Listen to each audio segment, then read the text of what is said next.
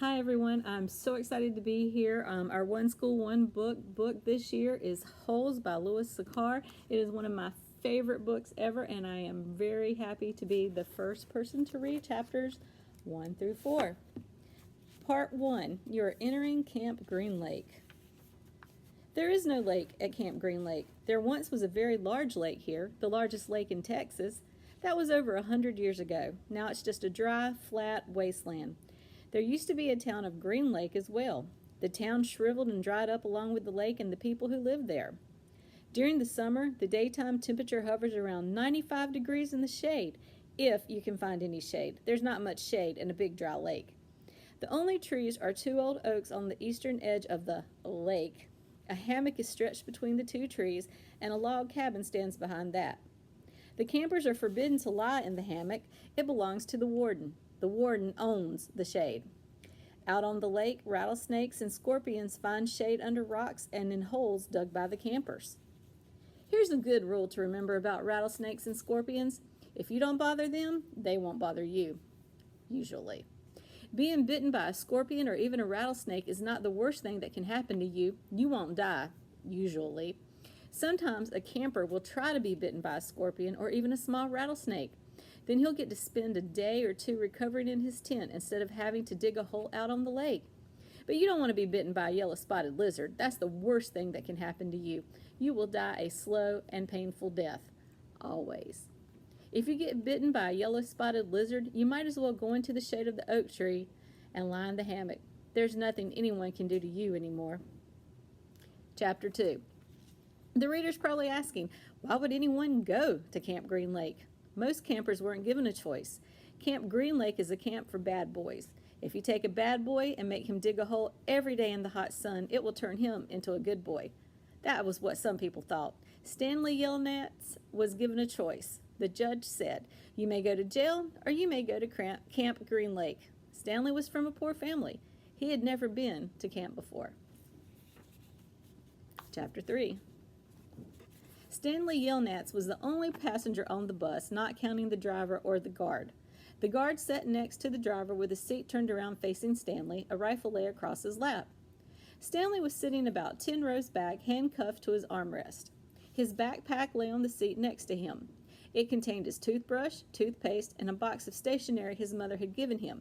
He promised to write to her at least once a week.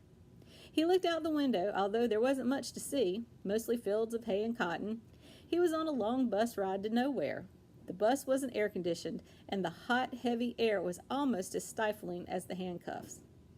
Stanley and his parents had tried to pretend that he was just going away to camp for a while, just like rich kids do. When Stanley was younger, he used to play with stuffed animals and pretend the animals were at camp. Camp fun and games, he called it. Sometimes he'd have them play soccer with a marble. Other times they'd run an obstacle course or go bungee jumping off a table tied to broken rubber bands. Now Stanley tried to pretend he was going to camp fun and games. Maybe he'd make some friends, he thought. At least he'd get to swim in the lake. He didn't have any friends at home. He was overweight, and the kids at his middle school often teased him about his size. Even his teachers sometimes made cruel comments without realizing it. On his last day in school, his math teacher, Mrs. Bell, taught ratios. As an example, she chose the heaviest kid in the class and the lightest kid in the class and had them weigh themselves. Stanley weighed 3 times as much as the other boy. Mrs. Bell wrote the ratio on the board, 3 to 1, unaware of how much embarrassment she had caused both of them. Stanley was arrested later that day. He looked at the guard, who sat slumped in his seat, and wondered if he had fallen asleep. The guard was wearing sunglasses, so Stanley couldn't see his eyes. Stanley was not a bad kid. He was innocent of the crimes for which he was convicted. He'd just been in the wrong place at the wrong time. It was all because of his no-good, dirty, rotten, pig-stealing great-great-grandfather. He smiled. It was a family joke. Whenever anything went wrong, they always blamed Stanley's no-good, dirty, rotten, pig-stealing great-great-grandfather. Supposedly, he had a great-great-grandfather who had stolen a pig from a one-legged gypsy, and she put a curse on him and all his descendants. Stanley and his parents didn't believe in curses, of course, but whenever anything went wrong, it felt good to be able to blame someone. Things went wrong a lot. They always seemed to be in the wrong place at the wrong time.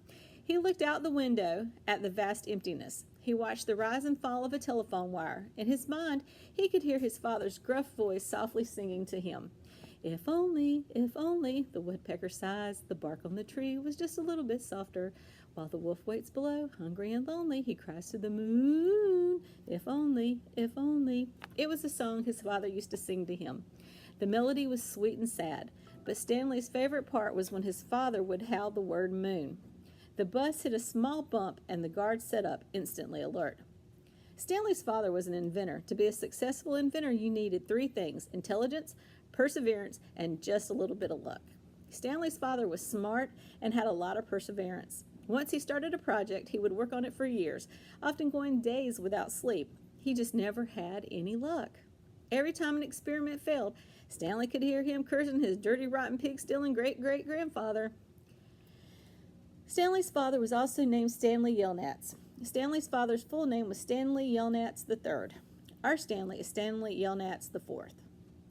Everyone in the family had always liked the fact that Stanley Yelnats was spelled the same frontward and backward, so they kept naming their son Stanley. Stanley was an only child, as was every other Stanley Yelnats before him. All of them had something else in common. Despite their awful luck, they always remained hopeful. As Stanley's father liked to say, I learned from failure. But perhaps that was part of the curse as well. If Stanley and his father weren't always hopeful, then it wouldn't hurt so much every time their hopes were crushed.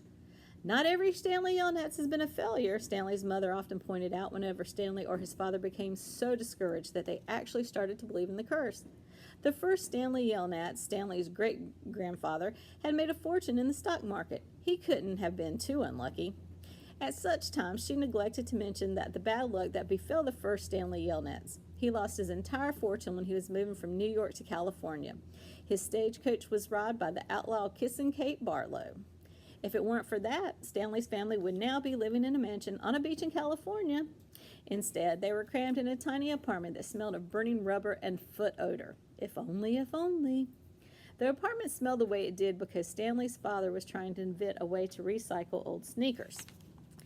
The first person who finds a use for old sneakers, he said, will be a very rich man. It was this latest project that led to Stanley's arrest. The bus ride became increasingly bumpy because the road was no longer paved. Actually, Stanley had been impressed when he first found out that his great-grandfather was robbed by Kissin' Kate Barlow. True, he would have preferred living on the beach in California, but it was still kind of cool to have someone in your family robbed by a famous outlaw. Kate Barlow didn't actually kiss Stanley's great-grandfather. That would have been really cool, but she only kissed the men she killed. But instead, she robbed him and left him stranded in the middle of the desert. He was lucky to have survived, Stanley's mother was quick to point out. The bus was slowing down. The guard grunted as he stretched his arms. "Welcome to Camp Green Lake," said the driver. Stanley looked out the dirty window. He couldn't see a lake, and hardly anything was green. Chapter 4. Stanley felt somewhat dazed as the guard unlocked his handcuffs and let him off the bus. He'd been on the bus for over 8 hours. "Be careful," the bus driver said as Stanley walked down the steps. Stanley wasn't sure if the bus driver meant for him to be careful going down the steps or if he was telling him to be careful at Camp Green Lake. "Thanks for the ride," he said. His mouth was dry and his throat hurt. He stepped onto the hard, dry dirt. There was a band of sweat around his wrist where the handcuff had been. The land was barren and desolate. He could see a few run-down buildings and some tents. Further away, there was a cabin beneath 2 tall trees. These 2 trees were the only plant life he could see. There wasn't even weeds. The guard led Stanley to a small building. A sign on front said, "You are entering Camp Green Lake Juvenile Correctional Facility." Next to it was another sign which declared that it was a violation of the Texas Penal Code to bring guns, explosives, weapons, drugs, or alcohol onto the premises. As Stanley read the sign, he couldn't help but think, well, duh. The guard led Stanley into the building where he felt the welcome relief of air conditioning. A man was sitting with his feet up on a desk. He turned his head when Stanley and the guard entered, but otherwise didn't move. Even though he was inside, he wore sunglasses and a cowboy hat. He also held a can of soda, and the sight of it made Stanley even more aware of his own thirst. He waited while the bus guard gave the man some papers to sign. "That's a lot of sunflower seeds," the bus guard said. Stanley noticed a burlap sack filled with sunflower seeds on the floor next to the desk. "I quit smoking last month," said the man in the cowboy hat. He had a tattoo of a rattlesnake on his arm, and as he signed his name, the snake's rattle seemed to wiggle. "I used to smoke a pack a day. Now I eat a sack of these every week." The guard laughed. There must have been a small refrigerator behind his desk because the man in the cowboy hat produced 2 more cans of soda. For a second, Stanley hoped that one might be for him, but the man gave one to the guard and said the other was for the driver. 9 hours here and now 9 hours back, the guard grumbled. What a day. Stanley thought about the long, miserable bus ride and felt a little sorry for the guard and the bus driver. The man in the cowboy hat spit sunflower seed shells into a waste paper basket. Then he walked around the desk to Stanley. My name is Mr. Sir, he said. Whenever you speak to me, you must call me by my name. Is that clear? Stanley hesitated. Yes, Mr. Sir, he said, though he couldn't imagine that was really the man's name. You're not in the Girl Scouts anymore, Mr. Sir said. Stanley had to remove his clothes in front of Mr. Sir, who made sure he wasn't hiding anything. He was then given 2 sets of clothes and a towel. Each set consisted of a long-sleeve orange jumpsuit, an orange t-shirt, and yellow socks. Stanley wasn't sure if the socks had been yellow originally. He was also given white sneakers, an orange cap, and a canteen made of heavy plastic, which unfortunately was empty. The cap had a piece of cloth sewn on the back of it for neck protection. Stanley got dressed. The clothes smelled like soap.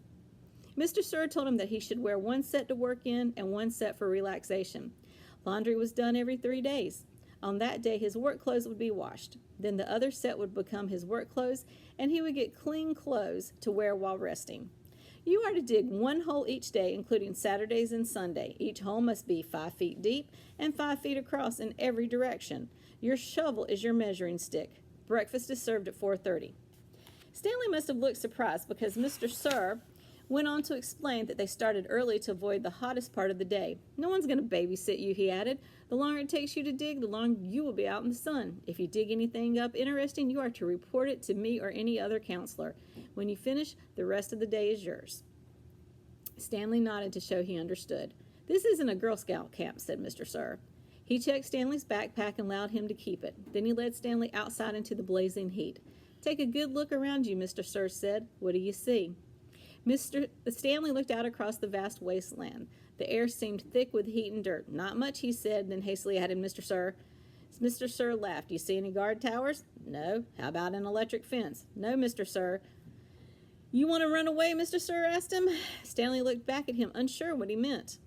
If you want to run away, go ahead. Start running. I'm not going to stop you. Stanley didn't know what kind of game Mr. Sir was playing. I see you're looking at my gun. Don't worry. I'm not going to shoot you. He tapped his holster. This is for yellow-spotted lizards. I wouldn't waste a bullet on you. I'm not going to run away, Stanley said. Good thinking, said Mr. Sir. Nobody runs away from here. We don't need a fence. Know why? Because we've got the only water for 100 miles. You want to run away? You'll be buzzard food in 3 days. Stanley could see some kids dressed in orange and carrying shovels dragging themselves towards the tent. You thirsty? Asked Mr. Sir. Yes, Mr. Sir, Stanley said gratefully. Well, you better get used to it. You're going to be thirsty for the next 18 months.